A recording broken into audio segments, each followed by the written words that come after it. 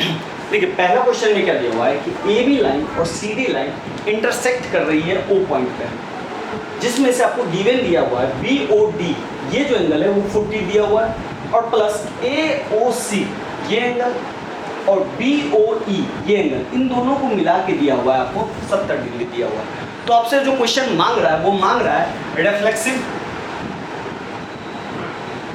Reflexive angle C ओ ई मांग रहा है आपसे, और एक मांग रहा है आपसे एंगल बी ओ ई बराबर ये आपसे मांग रहा है। अब देखिए इस क्वेश्चन में हम आराम से कुछ नहीं करेंगे, लीनियर पेयर लगाएंगे। सिंपल लीनियर पेयर क्या होता है कि किसी भी स्ट्रेट एंगल पे जब भी कोई लाइन आके एंगल बनाती है, या जितनी भी लाइन आके एंगल बनाएंगी, तो सभी लाइन का जो सम होगा वो 180 डिग्री होगा। और यहाँ पे आपको लीनियर पेयर दिख रहा होगा। मान लेते हैं कि ये ए बी लाइन है, ये सी है और ये ई है, और ये ओ पॉइंट है। तो ये लीनियर पेयर से ये एंगल और ये एंगल, तीनों का जो सम होगा वो 180 डिग्री होगा, यानी कि 180 डिग्री होगा। तो इसी का हम यूज करेंगे फ्रॉम लीनियर पेयर से लीनियर पेयर। तो लीनियर पेयर से क्या लिखेंगे, एंगल ए ओ सी जोड़ सी ओ ई, एंगल सी ओ ई जोड़ एंगल बी ओ ई बराबर कितना होगा 180 डिग्री। ये हो गया लीनियर पेयर से। अब ध्यान से देखिए ए ओ सी और बी ओ ई आपको दिया हुआ है, ए ओ सी और बी ओ ई कितना दिया हुआ है 70। तो इन दोनों की जगह पे हम क्या डाल देंगे 70 डाल देंगे, 70 प्लस एंगल सी ओ ई बराबर 180। अब 70 को इधर ले जाएंगे, सी ओ ई बराबर हो जाएगा 180 माइनस 70, तो सी ओ ई आपका आ गया 110 डिग्री। अब ध्यान से देखिए ये जो हो गया आपको 110 डिग्री।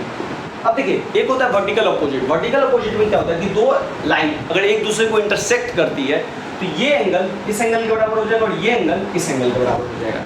अगर हम ध्यान से देखिए ए बी लाइन और सी डी लाइन एक दूसरे को इंटरसेक्ट कर रही है, तो ये एंगल बराबर होना चाहिए। तो हम क्या लिख सकते हैं, बी ओ डी एंगल जो है वो ए ओ सी एंगल के बराबर है। तो हम क्या लिखेंगे, बी ओ डी एंगल बराबर एंगल ए ओ सी कितना हो जाएगा, जब बी ओ डी 40 है तो ए ओ सी भी कितना हो जाएगा 40 डिग्री। किस नियम से लगा, तो ये वर्टिकली अपोजिट एंगल्स है। अब देखिए भैया जब वर्टिकली अपोजिट से ये कितना निकल गया 40, तो सोच के देखिए जब ये दोनों मिलके 70 है, तो जब ये 40 तो ये कितना हो जाएगा 30 हो जाएगा। तो AOC हमारा कितना निकला, अब यहाँ से देखिए AOC जोड़ BOE बराबर कितना है 70। AOC हमारा निकल गया 40 प्लस BOE बराबर 70, तो BOE कितना निकल जाएगा 70 माइनस 40, यानी कि BOE निकल गया 30 डिग्री। तो ये एंगल जो हमारा निकला 30 डिग्री निकला, जिसमें से एक तो आपने निकाल दिया 30 डिग्री। सेकेंड आपसे पूछा हुआ है रिफ्लेक्सिव COE। तो देखिए रिफ्लेक्सिव COE होता क्या है, जैसे मान लेते हैं कि कोई एंगल, जैसे हम मान लेते हैं कि ये कोई एंगल है, ये एंगल हम ले लेते हैं O है, ये A है और ये C है।